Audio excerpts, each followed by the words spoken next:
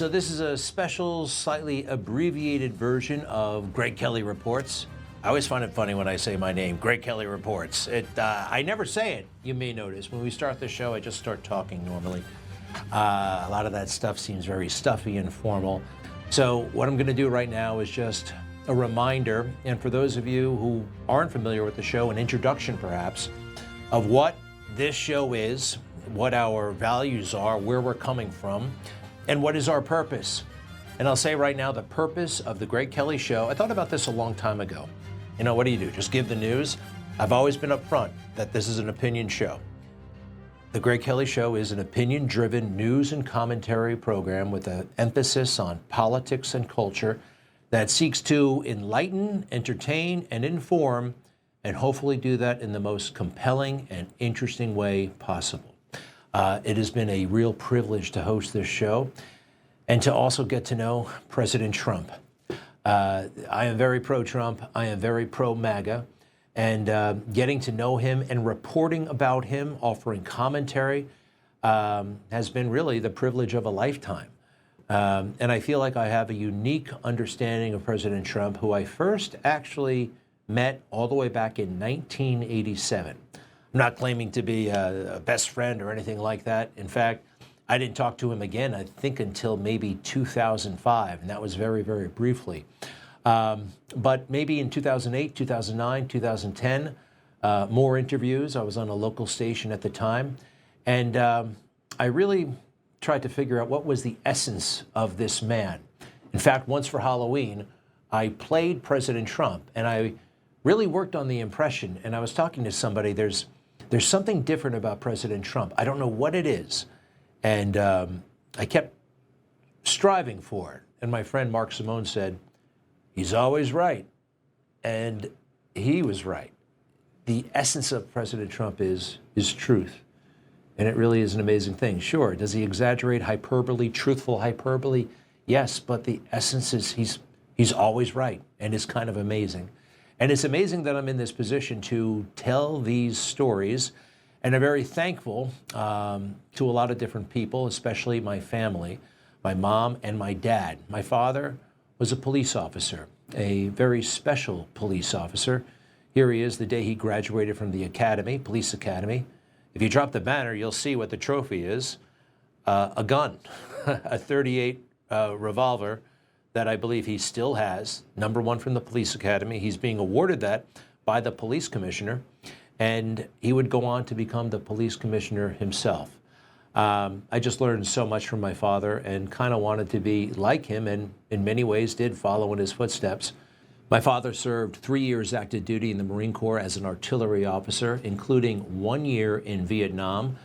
And when he got back, well, he started in the police department, working his way up through the ranks and arresting something like 3,000 people along the way, and becoming the police commissioner ultimately by really sheer ability, not political connections, nothing like that. It was his ability and his integrity. I wanted to be like him, so I joined the Marine Corps, and I am so glad I did. Right after my freshman year of college, they said they'd send me to flight school. And true to their word, they showed me how to fly, and I got to fly the AV-8B Harrier. Flew over Iraq in the late 90s, enforcing the no-fly zone. And it was just amazing, meeting people from all over the world and the country, getting to live all over the country. I lived in places like the Panhandle of Florida, Meridian, Mississippi, Yuma, Arizona. You don't get to move around the country, I mean, unless you're in the military, or some people do, but I would not have been to those places, and I would not have gotten to know America the way I did had I not joined the Marine Corps. And quite frankly, back in the day, Fox News probably wouldn't have hired me to be one of their embedded correspondents for the invasion of Iraq. And, well, they hired me, and I was embedded with the 3rd Infantry Division.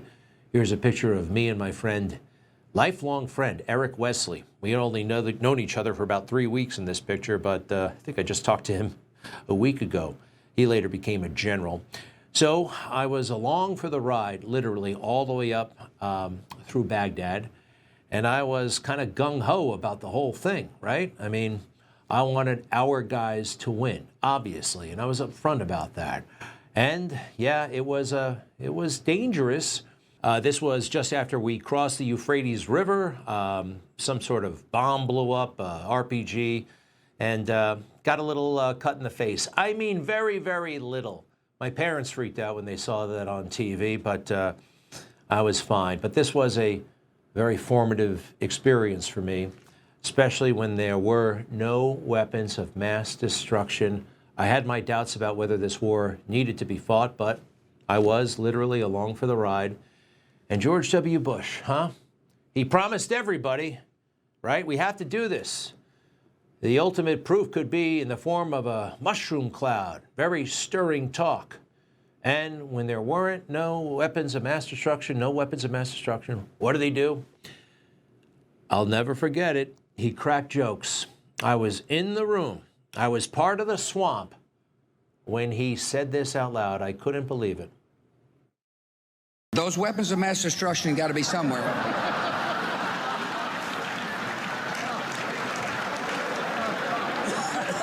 Nope, no weapons over there.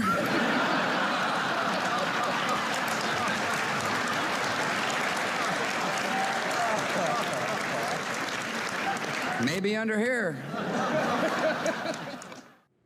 It's one thing for him to make jokes about it, but for the audience to laugh like they did, full of journalists and the establishment. I want to show you something else. We're going to play that again, but with images of war while he makes jokes. Those weapons of mass destruction got to be somewhere.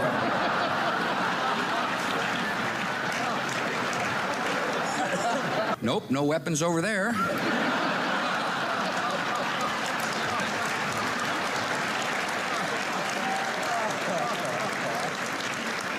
Maybe under here. So I didn't laugh. My whole table was hysterical. And I just knew I would never be a part of that establishment, that I would never fit in, that I would never belong, and I didn't want to belong. And thanks to a lot of different things, I've always felt compelled to speak up, even when it might be difficult, or to my detriment. When I was a kid, this picture by Norman Rockwell made a real impression on me. It's part of the Four Freedoms series, right? And I don't know what it is, but something about it, and it's sometimes not easy to stand up and say stuff. Imagine what President Trump is going through times a billion, huh? And speaking of which, to bring it back to President Trump, by a fluke, I was in the room when he declared 10 years ago this month. 10 years ago this month, he declared for president. He came down the escalator and gave one hell of a speech. Well, I was a local news anchor at the time, and my co-anchor was friendly with Michael Cohen. Remember him? Well, we were invited to be there. I thought he was going to announce a new TV show. And there aren't many pictures of me from that day, but there is actually one taken from the balcony where you see my peculiar head, just taking it all in. It's fascinating. There were a lot of cameras there and very few actual reporters. They laughed at it, or they watched it online, right? No need to go there. You can just watch it on the internet or watch it later. Because I was there in person, I just knew that he could go all the way with this message. And one of those cameras asked me what I thought on June 16, 2015. And this is what I said. I think he might be a game changer in this race. Listen to that speech. It's going to go over well in certain precincts in Iowa, New Hampshire. This is a big deal. This is not a joke. Well, they said I was a joke for even thinking that because nobody else did. And I'm not a political genius. No way. But I know America, and I was there. And when he said America doesn't win anymore, that hit home. Personally, I thought, Iraq, Afghanistan, and we haven't been to the moon since 1972. So interesting. And I told you about that skit I did, right? Where a couple of months later, for Halloween, I went as Donald Trump, and I really tried to go deep. And yeah, that whole thing, my friend said, he's always right. And I don't know, so many people were outraged by him, especially where I lived in New York. I thought, look at this. What can we learn from him? And I just became almost fascinated, and yeah, got to know him. A few weeks ago, I was in the Oval Office standing next to him, and that was really quite a moment. Now, I understand everybody has flaws and makes mistakes, and so does he, and we talk about them from time to time, but we also put them in perspective. And we also don't ignore, the criticism of Donald Trump. I may attack the critics, all right, and show them how they're wrong, but I won't ignore it. And that's one of the many things that makes this show special, and that we're not beholden to the establishment, the Republican establishment, any establishment. And that's what made this program, I believe, so effective and instrumental in reporting the truth about January 6th. A couple of things that a lot of people in America have never seen, and we show them quite a bit, don't we? Number one, who is that little cop? Why is that little cop aggressively waving people up the steps on Capitol Hill on January 6th?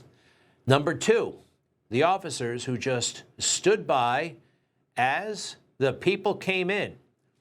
Were they told to let them inside? Were they part of the setup? Because I do believe this was a setup, absolutely. Now, I'm not saying every law enforcement officer would have been privy to that, but something's going on, right? And how about number three? The police officers who were guarding the House of Representatives floor, essentially, decided to take a coffee break, just like that. Do-doop, do-doop, there they go. And then all hell breaks loose. Why did those cops just walk away and let these guys start wailing on that wall? What is that all about? And this is just a few moments. There's Ashley Babbitt back there. Ashley Babbitt's about to be shot. And you see these cops are ducking. They're not protecting Ashley Babbitt. It's the most insane thing ever. Going back to my dad for a moment. He saw this. Law enforcement officer experienced. There's no doubt in his mind. That's an unjustified shooting. Ashley Babbitt. And very pleased that there are reports indicating that her estate may be finally compensated for her wrongful death at the hands of the federal government. So just using my eyes and using the brain, my perceptiveness that God gave me, and not going with the flow. This is an interesting moment. I want to share it with you again. On January 6th, I was in my kitchen, right? My show wasn't on till later in the night. So I hear the hysteria, but the images don't match the words. Jake Tapper, the guy who disgraced himself, right, with the book, that's another story. But he was on TV that day, and I was watching, and this happened. This is the United States of America, and we're watching protesters try to undermine the course of an election, a constitutional process, through force, by storming the United States Capitol. Look at that. That is outside. Jake, I'm sorry to interrupt, but look at those pictures. Have you ever seen anything like that? I mean, these are protesters outside on the steps of the Capitol. They're physically in there. Well, it's a fitting end to an era that has been characterized by lawlessness. So I heard their words, and then I saw what they were seeing, and I didn't see the same thing. Roll it again, if you would, full, with the volume down. By storming the United States Capitol? I don't see anybody storming anything. I've seen protesters on the steps of City Hall, on the steps of the Capitol before. Where the hell else are you going to protest?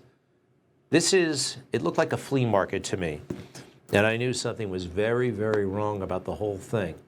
And to this day, folks, certain questions about January 6th haven't even been asked. And I have a big frustration right now with the Speaker of the House, Mike Johnson. He said he wanted a full inquiry.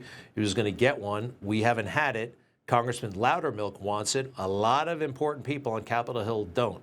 It might entail turning over their cell phones and people finding out about what they were saying to each other. So anyway, Newsmax is a very, very special place, okay? We're unique in the media ecosystem right now. Nobody does the news like we do.